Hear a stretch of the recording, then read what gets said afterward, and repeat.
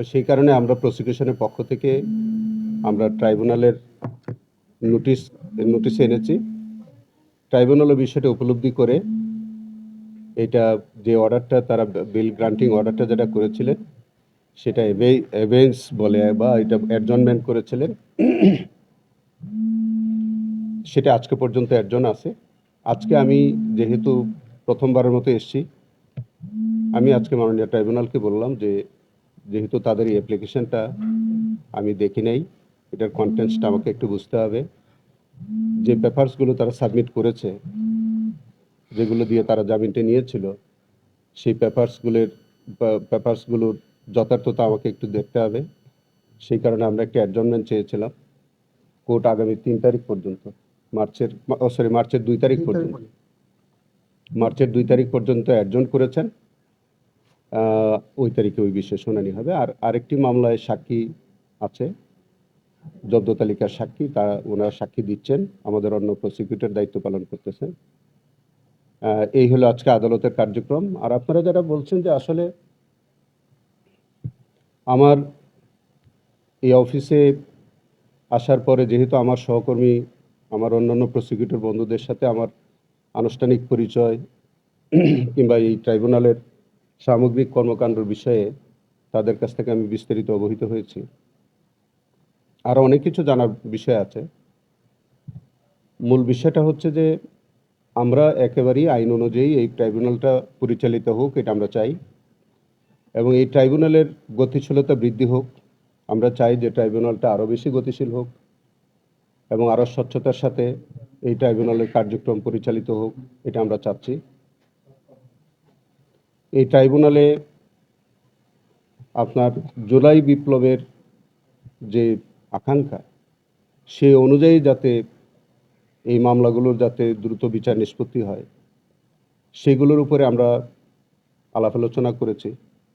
আমরা কিছু বিষয়ে আমরা ক্রাইটেরিয়া ঠিক করেছি যে আমরা কীভাবে প্রক্রিয়ায় কেসগুলো আমরা দ্রুত নিষ্পত্তি করানো যায়, এবং আমরা আশা করছি, আমরা একমত হয়েছি সবাই যে এই মামলাগুলো আমরা খুব দ্রুতই বিচার কার্য যাতে শুরু হয় সেই বিষয়ে আমরা প্রয়োজনীয় পদক্ষেপ নিব। আর যে বিষয়টা আছে যে আপনারা জানেন যে আমাদের ইতোমধ্যে 24টা মামলার ফরমাল চার্জ দাখিল করা হয়েছে। 21টা মামলার ট্রায়াল অলরেডি চলছে 2টি ট্রাইব্যুনালে। এই মামলাগুলো সমন্বয় করা, ব্যক্তিগতভাবে আমি এই কেসগুলো বিষয়বস্তু যেহেতু আমি এখনও দেখি নাই, আমি তাদের সবাইকে বলেছি যে সবগুলো কেস আমার কাছে দাখিল করবে এবং আমি এগুলো সব দেখব। চার্জগুলো, ফরমাল চার্জগুলো ঠিক হয়েছে কিনা, ইনভেস্টিগেশনগুলো যথার্থ হয়েছে কিনা, এগুলো সব কিছু আমি দেখব। যদি কোনো বিষয়ে আমার কাছে মনে হয় যে ইনভেস্টিগেশনটা প্রপার হয়নি, আমি বিশ্বাস করি হয়েছে সব কিছুই, এরকম কোনো ত্রুটি বিচ্যুতি যদি আমার কাছে পরিলক্ষিত হয়, তাহলে সেটা আইন অনুযায়ী যে পদক্ষেপ নিতে হয় সেই পদক্ষেপ নিব। আরও অন্যান্য বিষয়ে কিছু আলাপ আলোচনা হয়েছে যেগুলি আসলে আমরা পাবলিকলি প্রকাশ করছি না, সেটা যেগুলো আমাদের একেবারেই আভ্যন্তরীণ বিষয়। তো সেই বিষয়গুলো নিয়ে আলাপ আলোচনা হয়েছে। আশা করি শিগগির ইনশাল্লাহ আমাদের ট্রাইব্যুনালের আরও গতিশীল কার্যক্রম আপনারা দেখতে পাবেন, এবং আমরা একটা উল্লেখযোগ্যভাবে যাতে আমরা বিচারগুলো করতে পারি, ইনশাল্লাহ জাতির আকাঙ্ক্ষা অনুযায়ী যাতে আমরা বিচারগুলো করতে পারি, সেই বিষয়ে আমরা সিদ্ধান্ত নিয়েছি।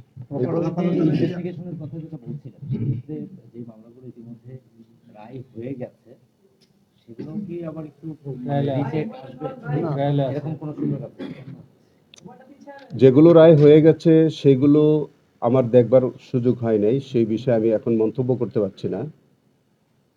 সবগুলোরই দেখবার তো সুযোগ আছে, তবে আমি সবগুলাই দেখব।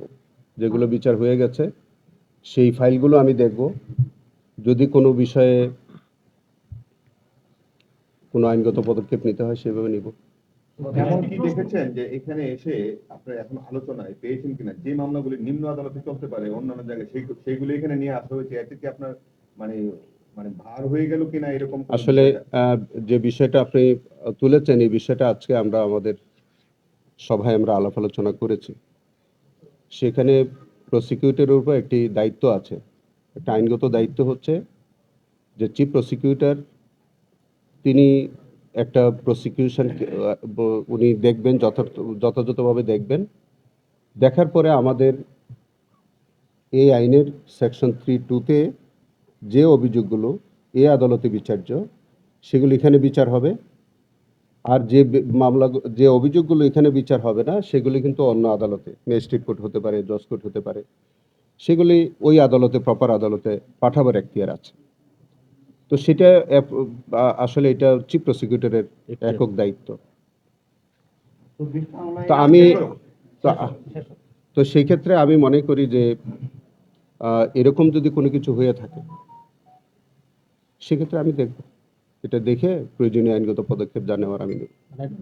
ডবল জিও পার্টি হচ্ছে কিনা, ডবল জিও পার্টি হচ্ছে কিনা? না, ডাবল জিও পার্টি তো আরেক জিনিস, ডাবল ডাবল জিও পার্টির বিষয় না। আহ, আপনি কোনটাকে মিন করে ডাবল জিও পার্টি বলছেন আমি বুঝতে জুলাইয়ের ঘটনায় এখানেও মামলা চলছে, ওই ট্রায়াল না, এরকমটা আমাদের দেওয়া হয়েছে। এরকম কোনো বিচার এখানে হয়নি যেটা সাইমেলটেনিয়াস ওখানে ট্রায়াল চলছে বা এখানে ট্রায়াল চলছে বা ওখানে একবার সাজা হয়ে গেছে এখানে আবার বিচার চলছে না, এরকম কোনো ট্রায়াল আমার জানা মতো এখানে হচ্ছে না। অনার্স প্রসিকিউটর, আপনার কি ডেভিড বার্গম্যানের একটা পোস্ট চোখে পড়েছে কিনা, যে উনি কয়েকজনের ছবি ব্যবহার করেছেন, বিশেষ করে দীপুমণির এই মানে উনি বলতে চাচ্ছেন যে প্রায় 15 মাস ধরে তারা মানে তাদের তদন্ত শেষ হয়নি। এখানে কি আসলে কোনো আইনের ব্যত্যয় ঘটছে? মানে ওনার এই পোস্টে উনি আমি দেখি নাই, তবে আমি ওভারঅল আজকে আমার ইনভেস্টিগেশন এজেন্সির ঊর্ধ্বতন কর্মকর্তারা এসেছিলেন, আমি তাদেরকে নিয়ে খুব শিগগির তাদের নিয়ে আমি বসবো। যেহেতু আপনারা জানেন যে আমাদের যারা প্রসিকিউটর আমরা কিন্তু ইনভেস্টিগেশনের অংশ, সেটা আমরা শিগগির, আমি তো আজকে তাদেরকে বলেছি যে তা আমরা খুব শিগগির তাদেরকে নিয়ে আমরা বসবো, সমস্ত কেসগুলো আমি পর্যালোচনা করব। জুলাই বিপ্লবের ঘটনাটা একটা অনেক বড় ঘটনা। আমরা এখানে যে ফর্মাল চার্জগুলো দেখছি বা শেখ হাসিনারও যে বিচার, সেই বিচারটা আমরা দেখছি যে এই তদন্তগুলো একটা নির্দিষ্ট বিচার ওরিয়েন্টেড টার্গেট করে এই তদন্তটা করা হয়েছে। অ্যাজ এ হোল আমরা নেশন হিসাবে এই পুরো ঘটনাটার একটা তদন্ত এখন পর্যন্ত দেখি নাই। জাতিসংঘের একটা তদন্ত আছে, কিন্তু আমাদের নিজস্ব কোনো তদন্ত নেই। পুরো ঘটনার এরকম কোন তদন্ত আদ্যপান্ত, যেটি ধরেন পরবর্তীকালে পরিসংখ্যা থেকে শুরু করে পুরো ঘটনাকে কভার করবে, এইভাবে কি তদন্তটা হওয়া উচিত কিনা আপনার কি মনে হয়? নিশ্চয় ওইভাবে হওয়া উচিত, তবে আপনি যে কথাটা বললেন যে কারো তদন্তটা টার্গেট করে হয়েছে, এটা কিন্তু আমার পার্সোনাল নলেজে নাই। আমি বারবারই বলছি যে আমি মাত্র এসে জয়েন করলাম, আমি পেপারস না দেখে, আমি সিডিগুলো না দেখে, মামলার কাগজপত্র না দেখে আমি কোনোটাই উত্তর দেওয়া সম্ভব না। তবে এরকম আমরা অপরাধীকে টার্গেট করে আমরা ইনভেস্টিগেশন করব এবং বিচার করব। আমরা কোনো ইনোসেন্ট মানুষকে টার্গেট করে বা রাজনৈতিকভাবে হয়রানি করে ওইরকম টার্গেট করে আমাদের কোনো কার্যক্রম পরিচালিত আমাদের মাধ্যমে হবে না।